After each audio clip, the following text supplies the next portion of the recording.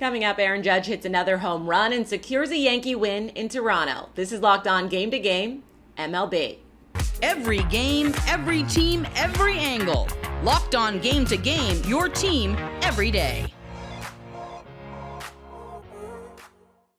Welcome in. You're listening to Locked On Game to Game MLB. Local experts join us to go over all of the matchups from yesterday across Major League Baseball. I'm your host, Kainani Stevens. Thank you for making Locked On your first listen every single weekday. Ryan Mountcastle came in as a pinch hitter, picked up 2 hits to help the Orioles beat the Angels on Tuesday. Locked On Angels goes over the loss on the road for LA. You know, Halo fans like to say that the Angels are cursed, and there was a moment on Tuesday night where it certainly felt like it. What's going on, everybody? It's John Frisch, one half of Locked On Angels. The cursed moment came after Chase Selseth went 3 1/3 innings pitched, 80 pitches, 4 runs. Some of those were inherited because of Tucker Davidson surrendering those. It was not a very long outing for Chase Selseth. He was replaced by Tucker Davidson, who let those runners score. He came back out and struck out the side, and then he comes out again, and here's the curse moment. He hits a batter, and then he surrenders a double off a line drive off of his foot, and it rolls out to left field, and it just unwound from there. Andrew Wantz came in and surrendered a home run, and so that put the Orioles up 7-3. Mike Trout and Shohei Ohtani combined to go 0 for 8 in this one, so if your best hitters are not hitting, it's certainly going to be a tall task against that Orioles bullpen. Mike and I are going to talk about this one on Locked On Angels. We hope you'll join us wherever you get your podcasts and on YouTube. Aaron Judge's home run broke a tie in the 8th inning that gave the Yankees a win over the Blue Jays on Tuesday. After the dramatic win north of the border, Locked On Yankees has your recap.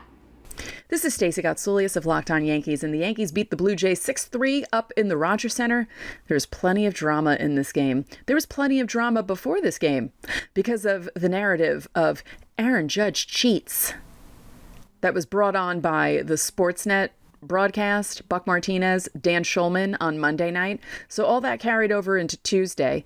Aaron Judge was only 1 for 5, but the one was a very loud one. Dead center, hitting the flight deck, the WestJet flight deck, and breaking the maple leaf in the sign and putting the Yankees up 5-3 in a game that they shouldn't have won. Honestly, when you think about how this game went, the Yankees should not have won this game, and the Blue Jays should be embarrassed. They should be embarrassed about a lot of things. They should be embarrassed that they were trying to get MLB to investigate Aaron Judge looking to the side. This is what he did. He looked to the side. He had an explanation for it on Monday night, but the Blue Jays weren't satisfied with that. And now they made themselves look silly. There's still 2 more games left in this series. I don't know if I can take it mentally, but we'll have everything you need to know about this, the controversy, and everything else that happened in the game on the next Locked On Yankees. So please tune in. It was a walk-off walk that gave the Dodgers a win against the Twins in the 12th inning on Monday, so Minnesota hoped for some redemption in LA last night. Locked On Twins lets us know if Minnesota got that win on Tuesday.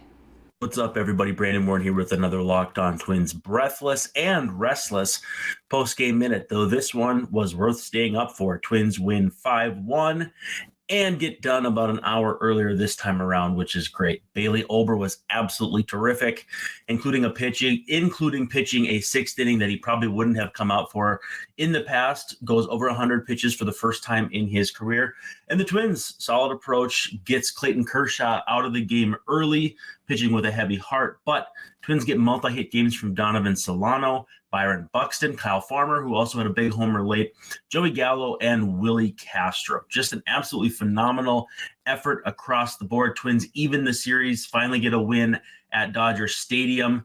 And now it's the rubber game, May versus Gray. We'll see what happens. But for now, this is Locked On Twins, part of the Locked On Podcast Network, your team every day. Full episode coming tonight. Coming up, the Rays spoil Justin Verlander's home debut for the Mets. This is Locked On Game to Game, MLB.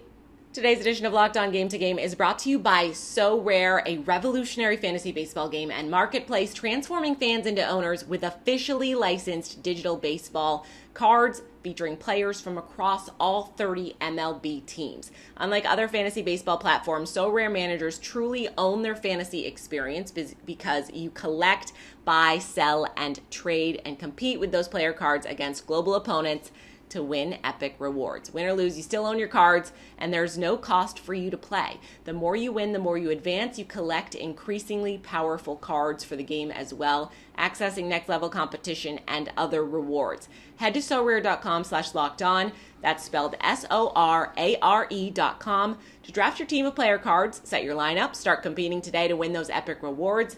Again, that's sorare.com/lockedon to start playing today. Welcome back. You're listening to Locked On Game to Game MLB. I'm your host, Kainani Stevens. Thank you again for making Locked On your first listen every weekday. Jarren Duran started off slow on Tuesday, but ended up becoming one of the heroes in a Red Sox win over the Mariners. After getting blown out by Seattle on Monday, Locked On Red Sox recaps Boston's revenge. The Red Sox offense appears to be back. They finally woke up in their win over the Mariners on Tuesday night. What's going on, everyone? It's Lauren from Locked On Red Sox, and the losing streak is over, but it did not come without struggle. Nick Pivetta started the game okay, and then all of a sudden he gave up 4 earned runs. His struggles really started to show. His strike percentage was just very, very low. And overall, not the best start for Pivetta, and now it becomes the question we asked the other day, if Tanner Houck should go to the bullpen, should it be Nick Pivetta? He does not have any minor league options, so that is not an option for him.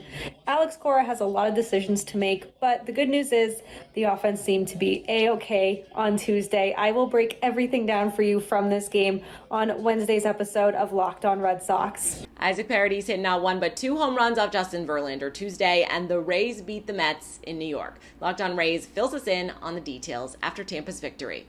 Hey, this is Kevin Weiss from the Locked On Rays podcast, and the Tampa Bay Rays take down the New York Mets by a score of 8-5 at Citi Field.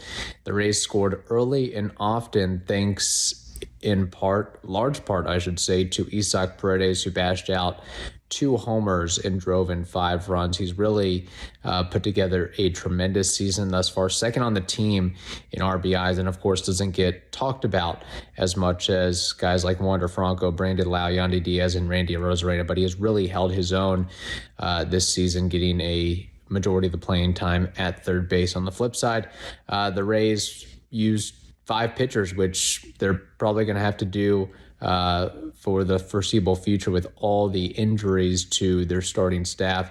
A lot of bullpen days, openers, bulk innings to go around, keeping, for the most part, the New York Mets in check. I should note the Mets not looking too hot as of right now, under 500, and they have a payroll of $350+ million, while the Rays have the best record in baseball and have a payroll that is, well, a fraction of that. The Cardinals fell to their division rivals, the Milwaukee Brewers, in a back-and-forth battle yesterday. Locked On Cardinals has more on the defeat.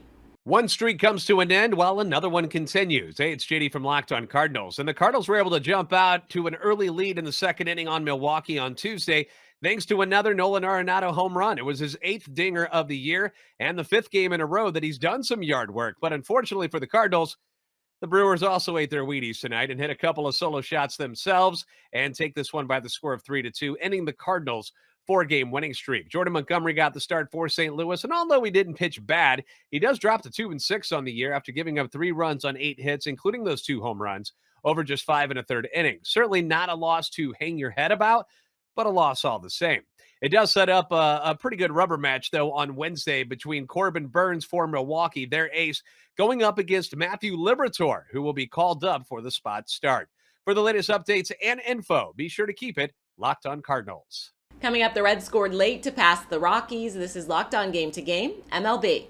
Welcome back. You're listening to Locked On Game to Game MLB. I'm your host, Kainani Stevens. 2 of the teams in the weak AL Central faced off on Tuesday night, with the White Sox beating up on the Guardians in Cleveland. Locked On White Sox and Guardians have more after Chicago's win. The Chicago White Sox beat the Cleveland Guardians 8-3 on Tuesday on the South Side. Hey, I'm Nick Morawski from Locked On White Sox. If you live and die with this team like I do, you have died many deaths this season, so it's nice to celebrate a solid win for the Chicago White Sox. beating the Guardians 8-3. A big fifth inning for the Sox. 6 runs with 2 outs. Sox clubbed 3 home runs in the game. Luis Robert hit his 12th of the year. He's got 4 in 4 games. A solid outing from Lance Lynn. Chicago White Sox have a stretch of 13 games against AL Central opponents. They go for 2 in a row on Wednesday with Mike Clevenger on the hill. For more, check out the Locked On White Sox podcast. It's hard to be positive right now. Lance Lynn has been a dumpster fire going down a hill towards a nuclear reactor all season, and Cleveland made him look like a borderline all-star. Having no Jose hurt, having Josh Naylor exit with an injury, hopefully he's fine. Stephen Kwan had an apparent injury. Shane Bieber gave up a hit every inning, gave up multiple hits in most of the innings. He pitched in 5 innings, and 3 of those 5 innings he gave up multiple hits. It was just not a good game.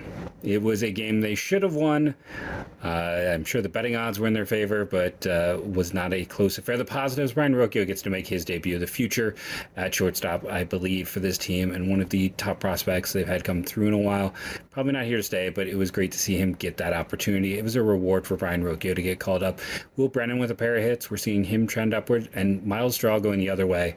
Good Miles Straw goes the other way. Terrible loss. The Reds didn't score until the 7th inning last night when Nick Senzel gave Cincy a permanent lead with 1 swing. Locked On Reds has more after the late win.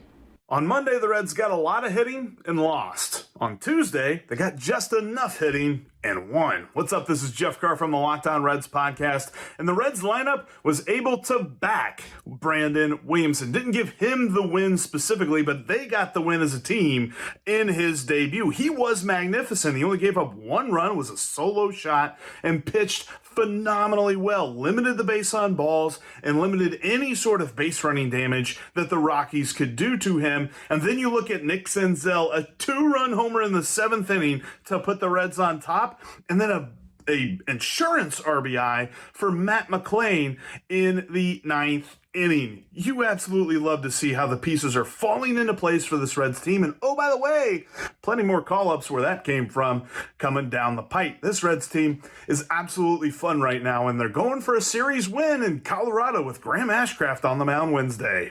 That's it for this edition of Locked On Game to Game MLB. We thank you again for making Locked On your first listen every weekday. Make sure you're subscribed to Locked On MLB and your favorite team's Locked On podcast on YouTube and wherever else you get your podcasts from. I'm Kainani Stevens. This has been Locked On Game to Game.